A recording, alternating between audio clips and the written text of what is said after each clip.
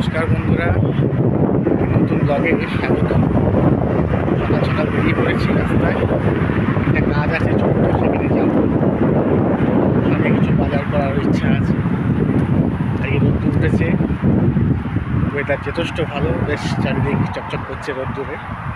Summer টাইমটা এখানে বেশ ভালোই কাটে। আর অনেকদিন বাদে উইকেন্ডে ভালো রোদ্দুর উঠেছে। জেনারেলি দেখেছি উইকেন্ডগুলোতে কিছু না কিছুভাবে বৃষ্টি হয়ে যায়, মেঘলা হয়ে যায়। আজকে উইকেন্ডটাও বেশ ঝলমলে। রাস্তা দিয়ে হাঁটছি, সামনেই একটা জায়গায় যাব, একটু কাজ আছে, তাই ভাবলাম তোমাদের সাথে একটু গল্প করি। কী হচ্ছে আশপাশটা সেটা একটু দেখাই।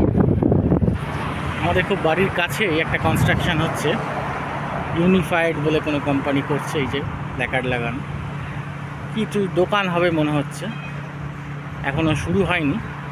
গত প্রায় কয়েক মাস ধরে এই কনস্ট্রাকশান চলছে। এখানের বাড়িঘরদর খুব তাড়াতাড়ি তৈরি হয়, কাঠের বাড়ি তো সব, কিন্তু তাও অনেকটা সময় নিচ্ছে। কী হবে জানি না, হয়তো কোনো দোকান বা কিছু হবে, কোনো খাবার দোকানও হতে পারে। এই চত্বরে প্রচুর খাবার দোকান। আপনারাও গেস করুন এটা কি হবে, দেখবো মিলছে কি না। আমাদের ওইদিকে আইহপ আছে, এদিকে টিম হটনস আছে, উইন্ডিজ আছে, এই সমস্ত খাবার দোকান আছে। সম্ভবত এটাও কোনো খাবার দোকানই হবে, জানি না। আপনারাও গেস করুন, গেসে যদি মেলে তাহলে বেশ ভালো লাগবে। এখনও কনস্ট্রাকশান হচ্ছে, ওয়ার্কার্সরা কাজ করছে। এই পুরো জায়গাটা ঘিরে রেখে নানা রকম প্লেন দিয়ে, আর ওই দূরে দেখছি ওয়ার্কার্সরা কাজ করছে। এই মিলস টাউন সেন্টারের ঠিক সামনেই। এইদিকে হচ্ছে এই টিম হটন, তার পাশে উইন্ডিজ, আর ওইদিকে আছে আইহপ। এর ঠিক মাঝখানেই জায়গাটা হচ্ছে। তবে অনেকগুলো দরজা, সেই কারণে কোনো দোকান মনে হচ্ছে, খাবার দোকান নয়। প্রায় 4খানা দরজা দেখতে পাচ্ছি সামনে। জানি না কি হচ্ছে। এই হলো পুরো কনস্ট্রাকশনের জায়গাটা, বেশ বড় সড়োই, ছোটোখাটো নয়। সম্ভবত কোনো দোকান হওয়ার চান্স আছে। গেস করুন দেখি আপনারা, আর কমেন্টে প্লিজ জানাবেন যে কি হচ্ছে আপনাদের মনে হচ্ছে, তাই দেখবো মিলছে কিনা।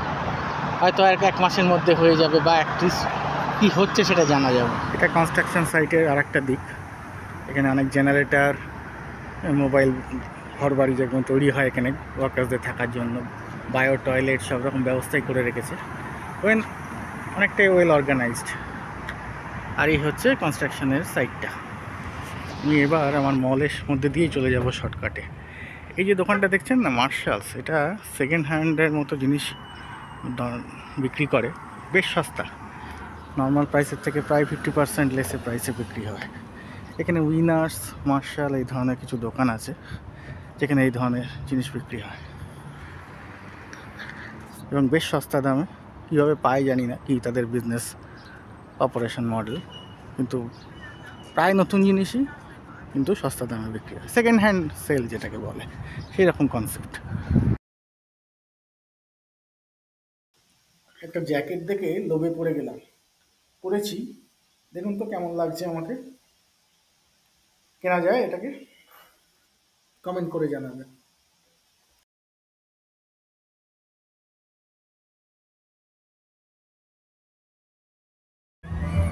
মল থেকে বেরিয়ে বাইরে দেখছি একটা মেলা বসেছে, রিপ ফেস্ট বলে। এখানে নানা রকম খাবার দাবার, নানা রকমের বর্ষা নিয়ে সব বসেছে। এই সামারে নানা রকম এরকম ওপেন এয়ার মেলা বসে এখানে। আগেও লক্ষ্য করেছি, এখনও লক্ষ্য করছি। এই সামনেই মেলাটা, আপনারা একটু দেখায় এখানকার মেলা কীরকম হয়। অত্যন্ত অর্গানাইজড, অত্যন্ত পরিষ্কার পরিচ্ছন্ন, এবং লোকজনও যেহেতু অনেকটা ডিসিপ্লিন এবং কম সংখ্যায়, সবচেয়ে বড় কথা সেটাই। আমাদের ওখানে মেলা হলে যে পরিমাণ ভিড় হয় তার মানে 1/10 তো ভিড় হয় না এখানে, তো সেটা একটা বড় কারণ। যাই হোক, এখন খুব ফাঁকা ফাঁকাই, সকালবেলা রোদ্দুর উঠেছে, আজকে গরমে কেউ আসেনি, হয়তো বিকেলের দিকে বা সন্ধে করে আসবে। এই দেখুন মেলা প্রাঙ্গণ, এখানে খাবার দোকানের একটা ফুড ট্রাক। এখানে খাবার দোকানগুলো এরকম ট্রাকে করে আসে। এখানে একটা অডিটোরিয়াম মতো করেছে, ওপেন এয়ার, যেখানে হয়তো গান বাজনা বা অন্য অনুষ্ঠান হয়। সেখানে কিছু সিটিং অ্যারেঞ্জমেন্টস করেছে সামনে, আর পুরো জায়গাটা এরকম বিভিন্নভাবে করা। এটা ঘেরা, ওইদিকে এন্ট্রেন্স, আমি দেখছি এন্ট্রেন্স দিয়ে কোথা দিয়ে ঢোকা যায়, কিন্তু পুরো চিত্রটা মোটামুটি মেলার এরকম।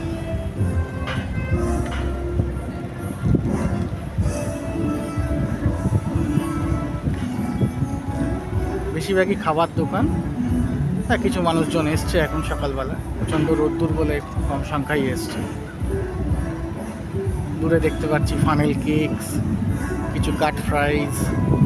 এখানে কোনো ব্যাংকেরও স্টল বসেছে, ব্যাংকের অ্যাকাউন্ট করার জন্য। স্কশিয়া ব্যাংক দেখতে পাচ্ছি, ইন্স্যুরেন্স কোম্পানি, তারাও নানা রকমের অ্যাডভার্টাইজমেন্ট বা মার্কেটিং করছে এখানে। কানাডার মেলার একটা সার্বিক চিত্র এরকম। প্রচুর লোকজন এসছে এদিকে দেখছি, গাড়িতে গাড়িতে পার্কিং লট ছয়লাভ, অনেক মানুষজন যাচ্ছে সামনে দেখতে পাচ্ছি। এটা হচ্ছে মেলার নাম রিভ ফেস্ট মিসেসাগা রোটারি। 3 দিন হচ্ছে, শুক্র শনি রবি। এই 11টা থেকে 11টা PM অবধি খোলা, সানডে 7টা অবধি।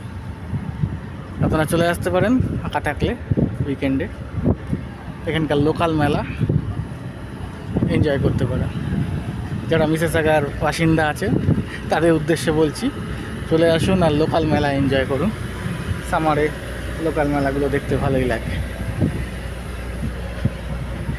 এটাই সম্ভবত ঢোকবার লাইন, এখান দিয়ে ঢুকতে হবে। টিকিটের একটা ব্যবস্থা আছে, ডোনেশন মতো, সেটা ডোনেশন হিসাবে কাজ করবে। এই গেট থেকে চিত্র রিভ ফেস্ট, খাবার দোকান এবং নানা রকমের জিনিসপত্র। রোটারি সংস্থা আছে এখানে, তারা এখানে সার্ভিস দেয় NGO মতো, নন প্রফিটেবল অর্গানাইজেশন। এই নন প্রফিটেবল অর্গানাইজেশন এরাই মেন স্পন্সর এখানকার মেলার। রোদ্দুর বলে ভিড় কম, বিকেলের দিকে লোক হবে হয়তো বা সন্ধ্যে করে।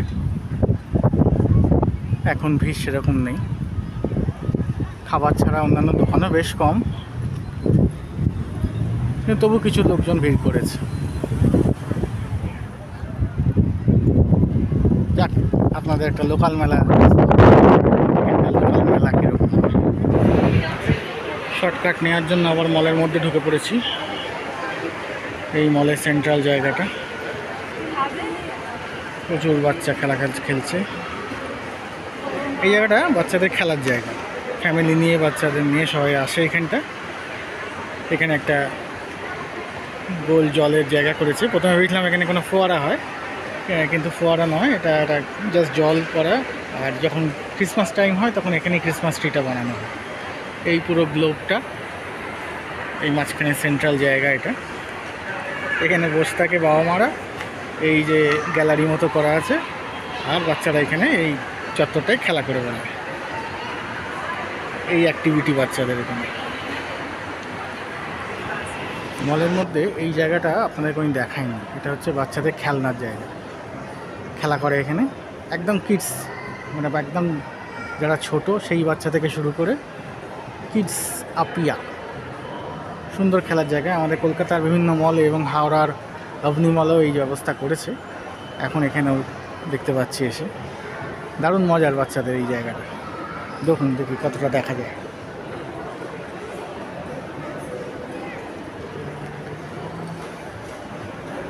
সব বাচ্চারা ভেতরে থাকে আর বিভিন্ন রকম খেলে।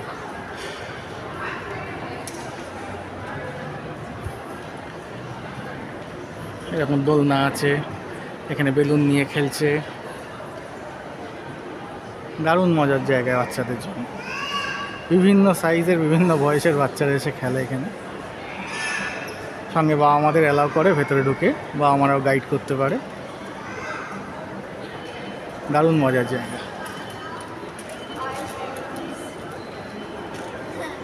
অবস্থা দেখুন, এই জিনিসটা না দেখিয়ে পারলাম না।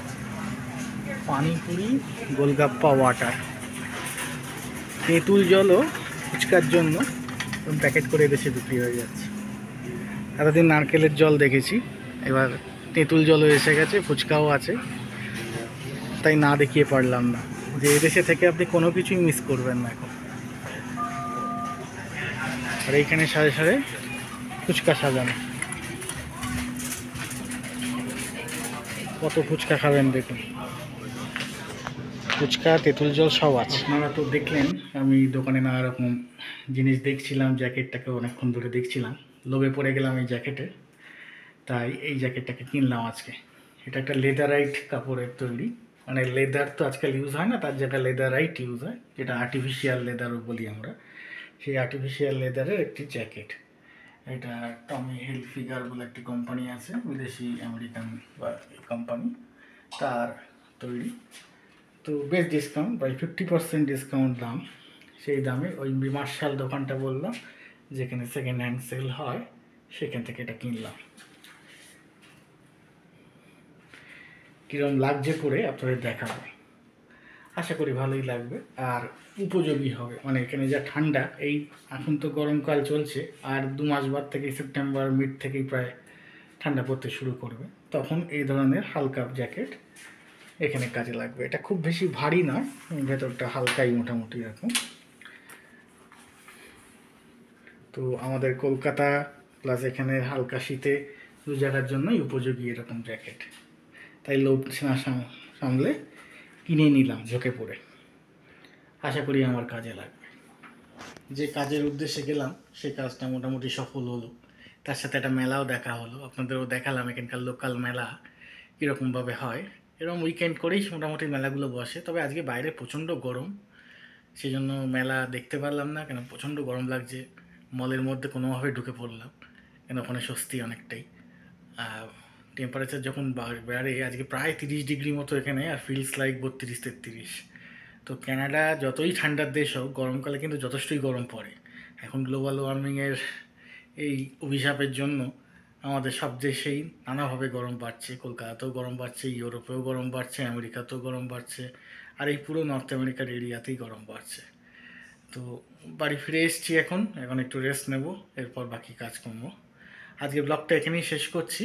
সবাই ভালো থাকবেন, সুস্থ থাকবেন, আমার ব্লগগুলো দেখতে থাকবেন, তাহলে এই দৈনন্দিন জীবনে নানা রকম এখানকার যা যা জিনিস আমি এক্সপ্লোর করছি সেগুলো তুলে ধরছি এই ব্লগের মাধ্যমে, আপনাদের কাছেও একটা ইনফরমেশান পৌঁছাচ্ছে এইখানকার লোকেদের জীবনযাত্রা কীরকম হয়, আর আমরা যারা ইন্ডিয়া থেকে এসে এখানে থাকি তারাই বা কীভাবে এখানে দিন কাটায়, জীবন কাটাই। আবার দেখা হবে নতুন কোনো ব্লগে। আজকের মতো টাটা।